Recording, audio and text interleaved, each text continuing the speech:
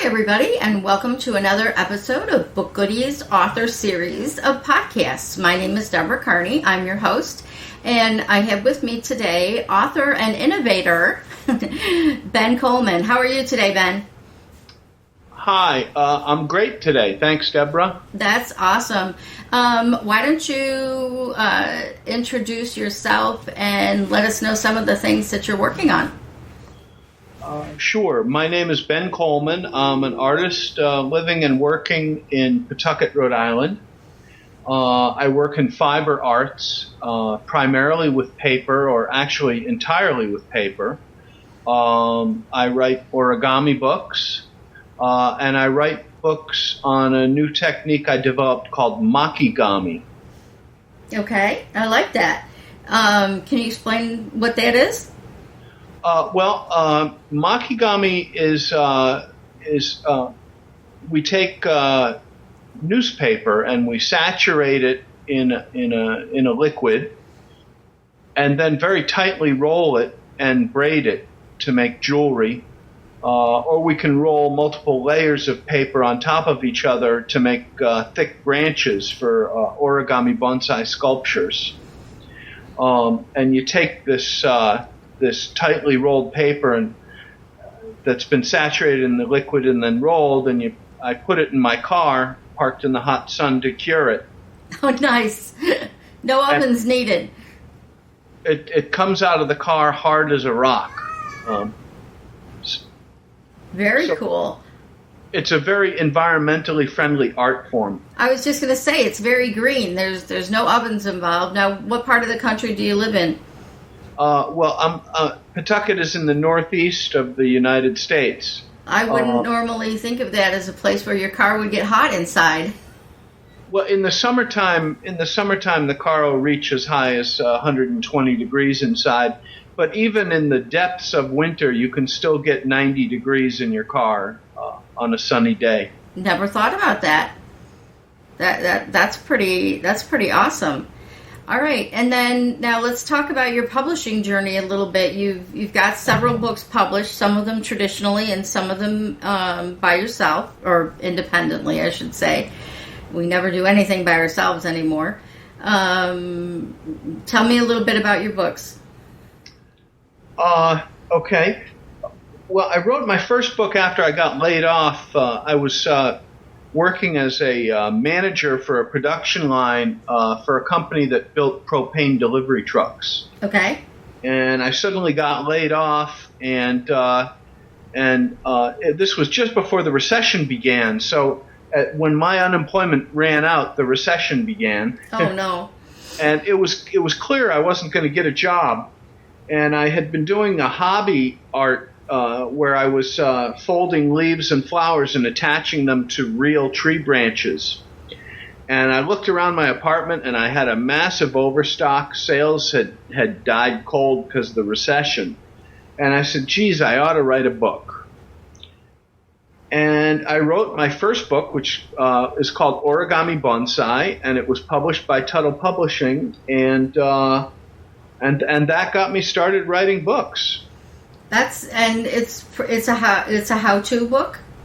Yes, it is. Origami Bonsai teaches how to paint paper and then fold it and then attach it to real branches so you can make sculptures for gifts and to decorate your home. I love it. I'm going to have to go look it up.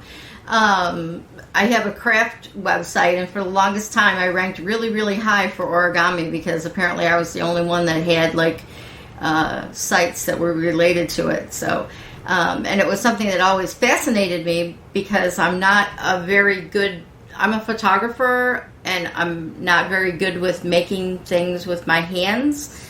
But I always loved the origami that, it's like a paper, it's paper art.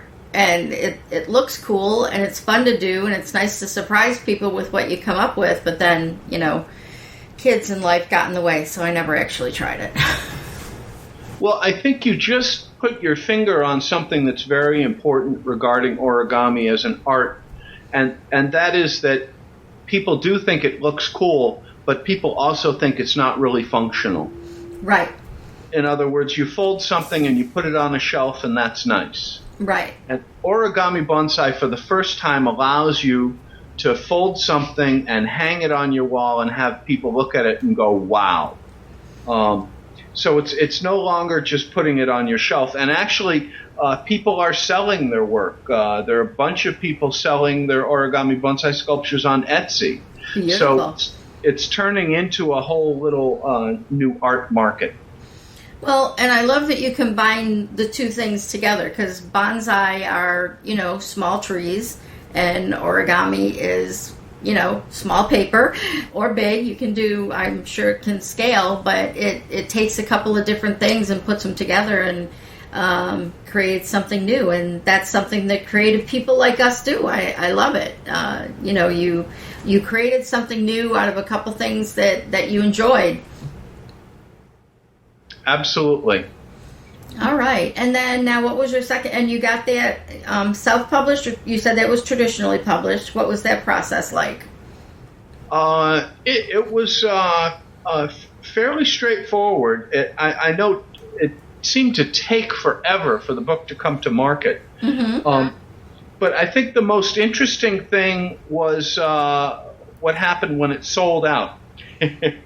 Okay.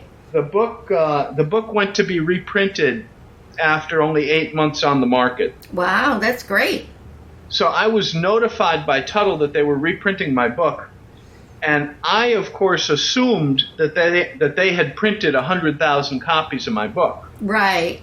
And so I assumed that I was getting a very big royalty check. Right.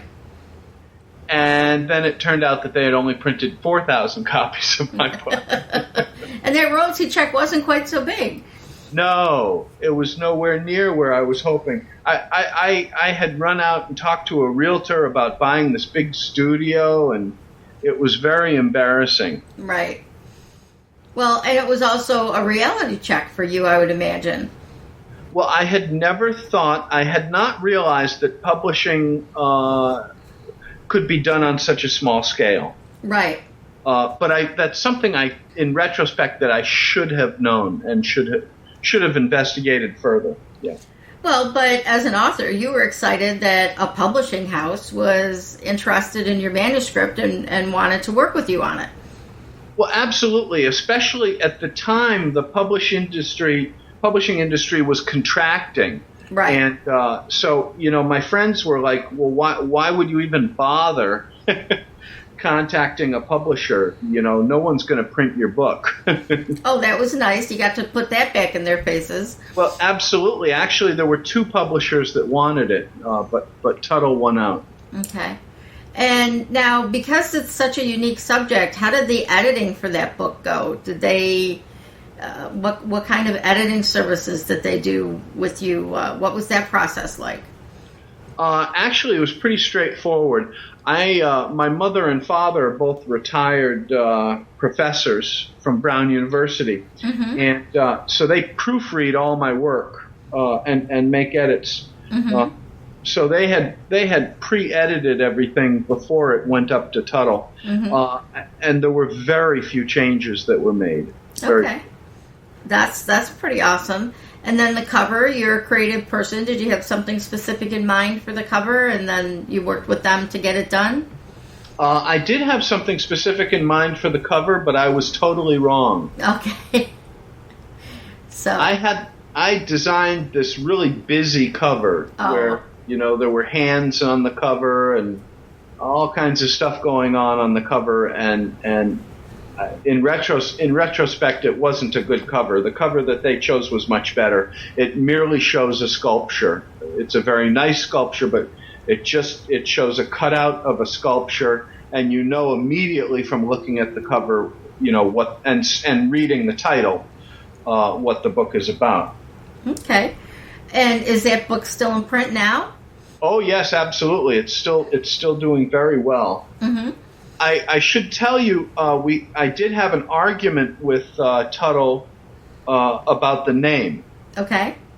They wanted to rename the book. When I submitted everything, I called the book Origami Bonsai, and they submitted it for the final editing, and they came back and they said that it should be called Origami Flower Art. Okay. And you said? And I said, who do you think you are? If you try and change the title, I'm going to sue you. Oh boy, I went off the deep end.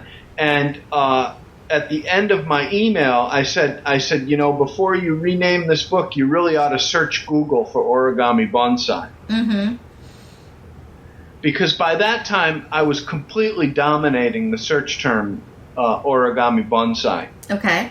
And I got this kind of nasty email back from Tuttle that they could name it whatever the heck they wanted, and I could hire all the attorneys I wanted to hire, but that wasn't part of my rights.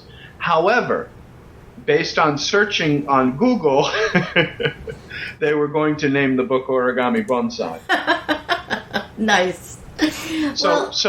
So hard work in indexing things on the web really paid off in terms of the title of the book. Okay, so you built a platform. You had your own website that was dedicated to the book before it even came out? I had a website called origamibonsai.org, and which I still maintain, but that wasn't the big thing that dominates Google. What ends up dominating Google search is having videos with those keywords, having stuff on Etsy with those keywords, going to different craft sites and writing articles and inserting those keywords. That's what does the job.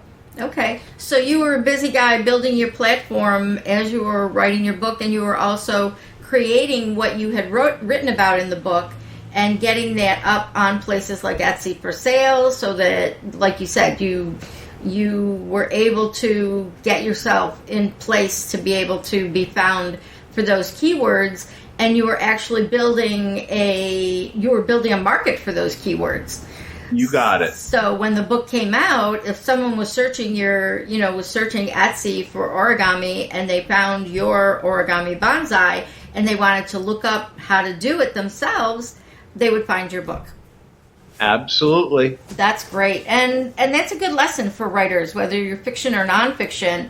But, writers in the craft niche especially, if you want to sell a book about the type of crafting that you're doing or about anything else that's specific that you're doing that's different from the norm, get yourself out there and sell the products that your nonfiction book is about, so that when it comes time that you write the tutorials or you write the definitive book about how to do it, that you've got people that are already interested, and you also have the success of selling the product itself, so people see your name, and they see your name on the book, and then they see your name on Etsy, and they're like, oh, this guy must know what he's doing. This product is going to be good. I'm going to go ahead and order it.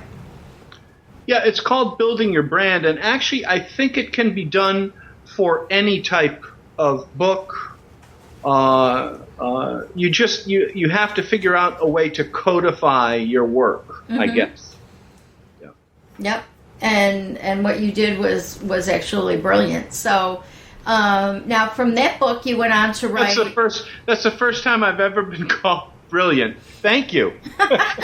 You're welcome. Well, and because as creative people, writers are creative people, and some are very type A and some are more laid back. But in the end, we're all very creative, and sometimes you don't realize when, because you just did it as a way to do things. You needed extra income. You knew how to do this craft. You put it up on Etsy, and you got it. You did guest posts before guest posts were popular. So you have all these links and your name is on all these sites, and you don't think of it as brilliant, but it was. You were doing something different from the norm, and you took it to a level without even knowing it that is something that other people should do and follow. And to me, that makes you brilliant. So you saw a need and you filled it. And you took your creativity and made it into something people want, whether they knew it or not. So, and that's what a lot of writers, that's what they're doing, is they're creating a need for whatever it is they're writing about. You need to know about this, or you need to read this because it's fun, or you need to read this because it's, whatever. And then you build your platform. And that's the part that a lot of writers leave out, is the building the platform part. And honestly, I think that it's the building platform part that's the most important piece of the puzzle. Mm-hmm. Yeah, because when you get your book, okay, so Tuttle published your book, and they did some promotion, because back then they were still, publishing houses did some promotion for you. Unlike now, where everybody's budgets are tighter and they don't do as much. But you helped in that process a whole lot, because you already had your audience. You could have gone out and self-published and still had your audience, and probably would have sold your book just as well. But it was a good experience for you to go through the traditional publisher. You learned some things, you butted heads on some things, but it was a process that probably helped you in your subsequent books. Well, I have to agree and disagree. First and foremostly, Tuttle does almost no promoting at all. I was giving him the benefit of the doubt. Yeah, they do very little. But what they do have is a vast distribution network. Right. That's worldwide. And so my published book my conventionally published book outsells my self-published books by about 150 to 1. Mm-hmm. And I think that's mostly because of access. Okay. And because it's a book that people all over the world, people love origami no matter where they are. Yes, I sell more books internationally, though, than I do in the United States. Right. And that's why they sell so much better than your other books, is because Tuttle has that, they have that reach into those markets that you wouldn't be able to necessarily reach yourself. Absolutely. So, and then that's a decision-making factor for people who are trying to decide between traditional and self-publishing, is you need to see where do you want your book to go and who can get it there. If you can get it there on your own, good. If you need a traditional house to do it, then, you pursue that. All right, so after the success of that book and you got that book going, what did you follow up with? Well, actually, I wrote the second book in the Origami Bonsai series before the first book came out. Mm-hmm. So the book Advanced Origami Bonsai was released in 2009. Okay. Before Origami Bonsai came out. Okay. And I sold a whole slew of them to Sao Paulo, Brazil. I guess some Japanese settled there after World War II. Okay. And they all speak English, so they discovered it on the web, and I was shipping all kinds of books down to Brazil, which was a trip. It was funny. Yeah. And then I wrote another book called Origami Bonsai Accessories. Okay. And that came out just after Origami Bonsai came out. And that's another book. I should say my electronic books are on DVD. Okay. So that's another book on DVD. So do you have anything published, electronically, like on the Kindle and the Nook, or are they all just on DVD? They're all just on DVD right now, although I'm very seriously considering moving some stuff over to electronic, to Kindle or something. Well, and the reason I would encourage you to do that is that the same reason why the people with cookbooks and things are moving over is that a lot of people aren't using the small readers. They're using like an iPad, or they're using a larger tablet, and they can, even easier than a book, they can change the pages and go through and look at the instructions and, do what the instructions are telling them to do, rather than having a book that they have to make the page stay open, and if somebody walks by and closes it accidentally, they lose their place. And I think people would consume this series of books if it were available electronically? I'm going to have to prioritize that now. Well, and that's what you have to think about, like in a classroom setting or, in a workshop setting or, and they can, a workshop can still require everybody purchase a copy of your book. But if they purchase it electronically, it's just so much easier. Like I said, it's that whole, we love our print books and we love our print reference books. But sometimes when you're actually working on a project, you'd rather have your tablets. The new generation. Yeah. Everything's on their phone. Everything's on their tablet. And even on the computer screen. You can have the Kindle app for a 17-inch laptop or for, your 22-inch monitor. And you can have the page open and be sitting there looking at it and creating. So, not that I'm trying to talk you into changing your business plan. I'm just saying, it's another option that sometimes people don't think about. All right, so now we've got, and the second two books were self-published? No, I have a book called Origami 101, which is published by Creative Publishing International. Okay. And that's a beginner origami book. Okay. And then my most recent book is called Makigami, Recycle Newspaper into Beautiful Jewelry. Which is excellent and very green. And I love the way you explained it, where you leave it in the car instead of putting it in an oven. That's just like, you can't get any greener than that. No, and it's recycled newspaper to begin with, so it's really environmentally friendly. And if you want to take it a step further, it's actually carbon sequestration because you're taking this carbon-laced newspaper and you're sequestering it in a piece of jewelry that hopefully someone will wear for a long time. So it has a negative carbon footprint, or it might have a negative carbon footprint, I should say. I love that. You have to get on those websites that figure out your carbon footprint and plug in your jewelry into it and see if you can get it to start registering as a negative carbon. Yeah. So we'll see. Yeah. All right. So now, how did you come up with the idea for that type of origami and the recycling of the newspaper and stuff? Were you just playing around and things happened, or? Actually, that's a very good question. Before my first book came out, Origami Bonsai, Origami Bonsai teaches you to go into the woods and find a nice-looking branch and bring it home and decorate it with leaves and flowers. Okay. And I woke up in the middle of the night and I said, oh my God, what if Origami Bonsai becomes really popular? Mm-hmm. Oh, people will be going in the woods chopping down trees. Well, I imagine Central Park in New York City being stripped of its branches. Yep.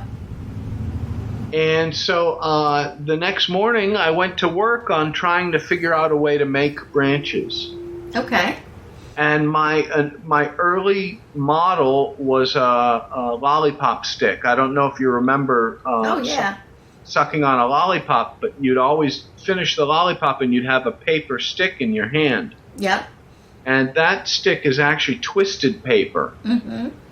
And I started messing around with twisted paper, but it was too weak. Right. And so I found a way to roll paper and get it to roll tightly if I wet it with solution. And then I ran out of paper. Nice. All I had in the house was newspaper. Okay. So I said, let's try newspaper. And I discovered that newspaper actually works much better than regular photocopy paper. And ever since then, I've been just making the recipe for the solution better and better and sort of fine-tuning the whole process. And now I think I could make a car out of the stuff.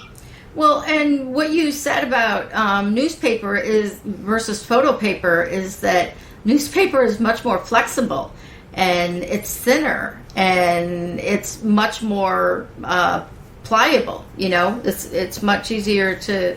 I would think that it would be much easier to work with, especially once you got it wet. It's a lot easier to work with, but it also has long fibers in it. And the grain of newspaper is obvious. You can take a piece of newspaper and tear it. If you tear it in one direction, you'll never tear a straight line. But if you tear it in a direction perpendicular to the direction you just tried to tear it, you'll get almost a perfectly straight line. And it turns out that we roll it perpendicular to the direction of the grain. And what happens as we're rolling the paper is all the long fibers align themselves in the long direction of the branch, and we end up with an amazingly strong finished product. That's great. And again, innovation plus, creativity, and you come up with something that is very green and recycles something that people throw away every day. And for moms that are looking for projects for the kids over the summer, this is something that's perfect for them. So I think it's wonderful for kids. And actually, I learned how to braid from my niece, and that led to my most recent book, because my most recent book is all about braiding these paper strips. Awesome. Now, let's take a step back for a second. I'm fascinated by the things that you've developed. But now you started out with one publisher, and you ended up with another publisher. What was the reasoning behind that? Was it because the first book was taking so long to come out, or what was your process in getting the other books published while the first one was still in process? This woman, Ann Martin, discovered my work on the web. And she wrote a couple of articles about my work, and I sent her a copy of the book Origami Bonsai. Mm-hmm. And she's a fairly well-known person. She writes a blog called All Things Paper. Okay. And she was approached by Creative Publishing International to write this origami book.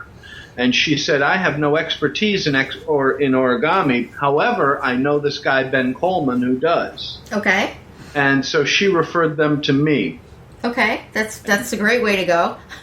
Now, I have just finished writing 2 more books for Tuttle, and a third book, which I collaborated on, which is also with Tuttle. And they're all coming out, I guess, next year or the year after. I'm not sure. Mm-hmm. So I am still working with Tuttle. Okay. But you just added the other as a second imprint for specific books. Yes, right. Okay. And then did you say you did independently publish a couple of books? Yeah, three of my books are available on DVD from me directly. Okay. And they're called Advanced Origami Bonsai, Origami Bonsai Accessories, and Makigami Recycled Newspaper into Beautiful Jewelry. All right. Those are awesome. And where is the website that folks can get those from? www.origamibonsai.org. Okay. And they're also available on Amazon. If you just search Origami Bonsai, all my products will come up. Okay. And probably nobody else's. and nobody else's. Nobody else's. There'll be a few origami and a few bonsai books down at the bottom of the search because they do it singly. But all right, now as a you already told us that your editing process included using your parents, who are very knowledgeable and educated, and since you're nonfiction, it's pretty straight up. So we don't have to talk about editing, because anyone doing a craft type book or that type of book, it's going to be the same thing. You just need to make sure your directions are clear, your illustrations or your photographs are good.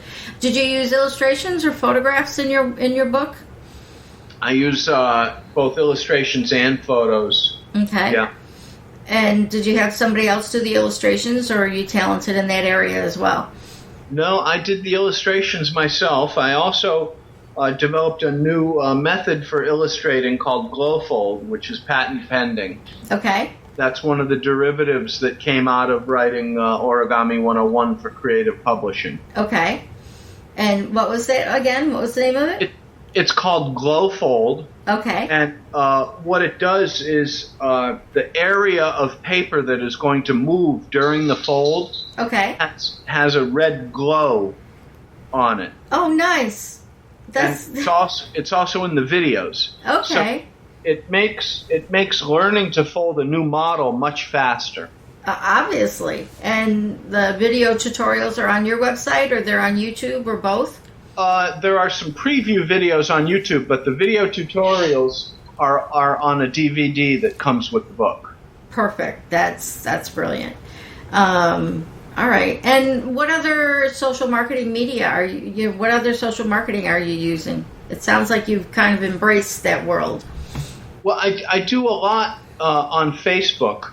I also utilize a site called Scribd.com, SCRIBD.com. And I put, I've got a magazine called Origami Bonsai Electronic Magazine that I put on that site. But I need to tell you about a mistake I made with Facebook. Okay. When I initially, you go on Facebook and you set up a Facebook site for your book, and for some reason I put the wrong HTML code on my website, so that if you liked the website, you didn't like the Facebook page. It was different.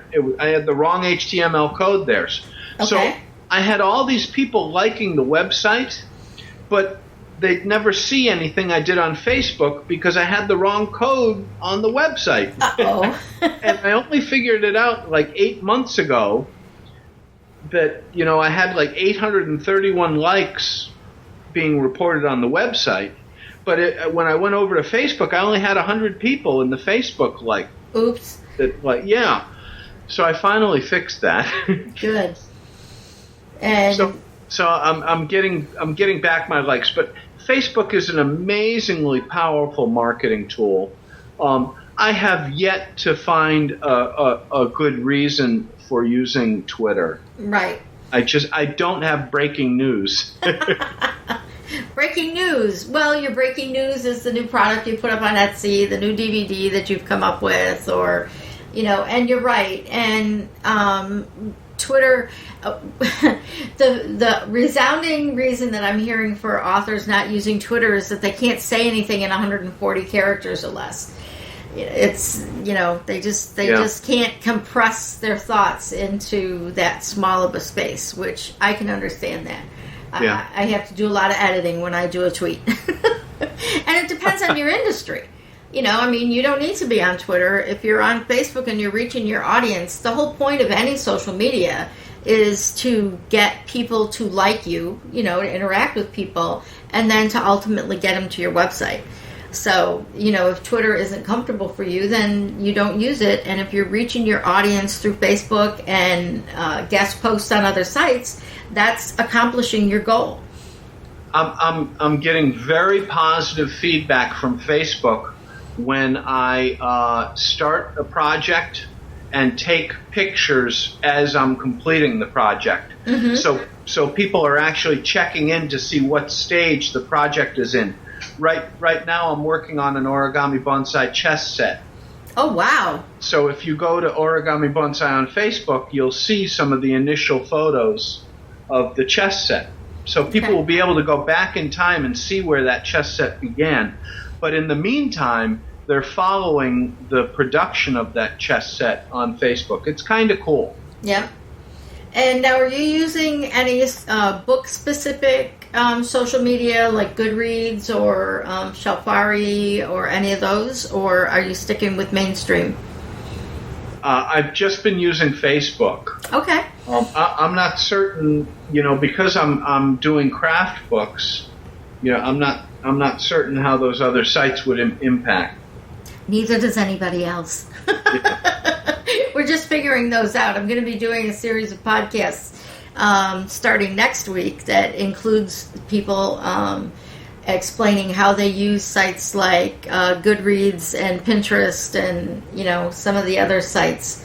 that are peripheral but are focused more on books. Pinterest is obviously not focused specifically on books, but like you are talking about, on your website, on Facebook, where you're going and putting up photos so people can follow where your project is, that would be something that would actually be good to put on Pinterest and pin those images so that people could repin and share them with their friends on Pinterest. But actually, I should have said that I have begun working with Pinterest. Okay. A lot of people don't consider that a social network because it's so visual. It is. It's very different, and it's actually amazingly easy to do. Mm-hmm. I don't know, but I don't know enough about it yet to talk about it. Right, and I think that's where a lot of us are. So, and I appreciate your honesty, and you're not going out there saying, "Well, this is what I'm doing, and it's brilliant." And instead, you are working on the stuff that you're good at. If someone were going to someone were going to publish a craft book, if someone came to you today and said, "I'm thinking about publishing a book about something," what advice would you give them? Well, I think that's a tough question.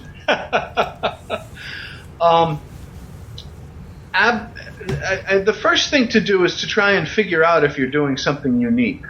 Okay. I did a lot of web searching to try and figure out whether I was doing something unique or not, because initially I couldn't believe that someone hadn't already invented this. It just seems so obvious to me. So I think it's important that you're either doing something unique or you're doing a marginal improvement, using the word marginal in a positive sense, doing a marginal improvement on someone else's work. And you have to be careful about over-innovation. Right. If you truly invent something new, no one will understand it, so it won't sell. Right. So it's got to be broken down into tidbits that people will understand. But if you've got something that you feel strongly is worth publishing, by all means, absolutely dive right in.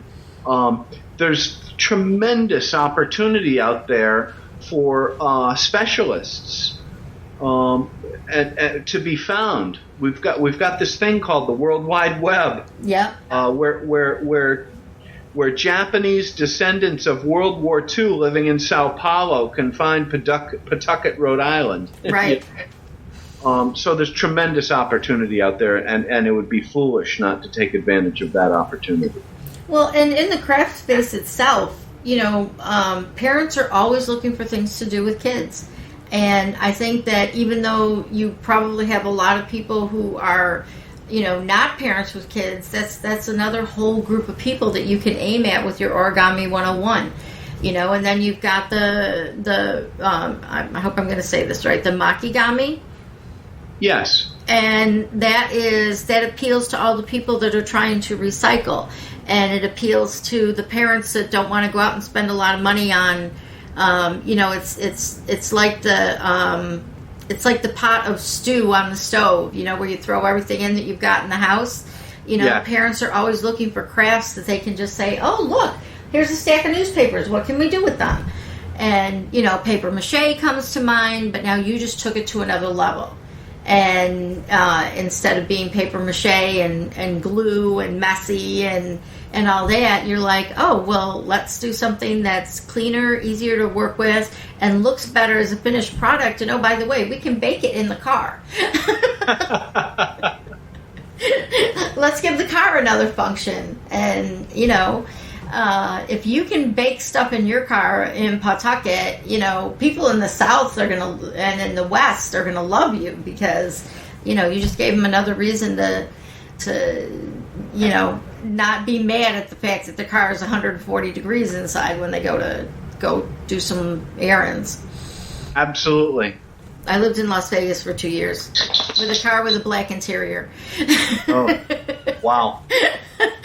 Yeah. I was very fortunate to have a garage. And you know, when you go into you don't go grocery shopping in the middle of the day in Las Vegas, especially if your car has a black interior. You go grocery shopping at midnight. Yep. So yeah, so that was actually a very good tip for people, and I like asking that question and catching people off guard because it makes you actually think about, there's other people that can be doing what you're doing, but you learned a few things along the way, like, don't make something totally new that no one can relate to. If your product isn't relatable, then it's not going to sell. But if you take something that exists and you make it better or easier or greener, there you go. You've got a hit on your hand. Yeah, that's something that's going to sell. The Makigami book for making jewelry, people don't understand what it is because it's too new. Right. So honestly, that book is not selling well. But I'm hopeful that in the future it'll start selling better. Well, and there's your opportunity for doing guest posts on some of those websites that you did guest posts in the past, and getting out to the people who have craft sites and that have paper, specifically paper craft sites, and you start your process over again, and then that can be your next big hit, because once it catches on and once people have your jewelry in their hands and they see someone else wearing it, they'll be like, oh, that's a beautiful piece of jewelry. Where did you get it? And what is it made out of? And, then it'll start to catch on. And there you go. Especially get yourself on some of those green websites, the ones that are always talking about, what to do, how to recycle, and, find some of those sites and get yourself on. Well, this has all been fascinating, and I really appreciate your taking the time to spend some time with us. Give us the name of your website again so that people know where to find you and your books. OrigamiBonsai.org, or you can just go to Amazon and search for Origami Bonsai. Okay, and you have an Etsy shop? Yeah, it's shop.etsy.com, I think. Sorry, it's Benagami on Etsy. Okay, Benagami. Okay. Spell that. Benagami. Okay. But again, if you just search for Origami Bonsai, I'll come up. Right. Awesome. And the same thing on Facebook. They can search Origami Bonsai on Facebook and find you, yes? Absolutely. Okay. As always, I want to thank you again for being our guest. And one of the reasons I have you give your URLs at the end is a lot of people listen to our podcasts via iTunes or other podcatchers, and they may not have landed directly on our BookGoodies website.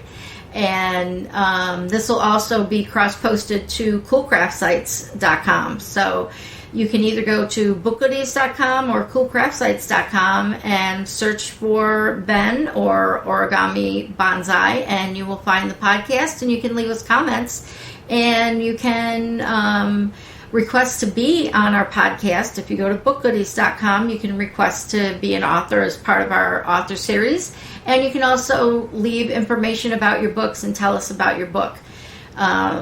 We also want to thank Geekcast.fm, who hosts all of our podcasts and other podcasts about internet marketing. And, you can find us on Facebook and at Twitter at /BookGoodies on either one. And it's BookGoodies with an IES at the end. And, everybody have a great day. And normally I say keep writing, but today I'm going to say keep writing and keep crafting. And have a great day. Thanks for listening.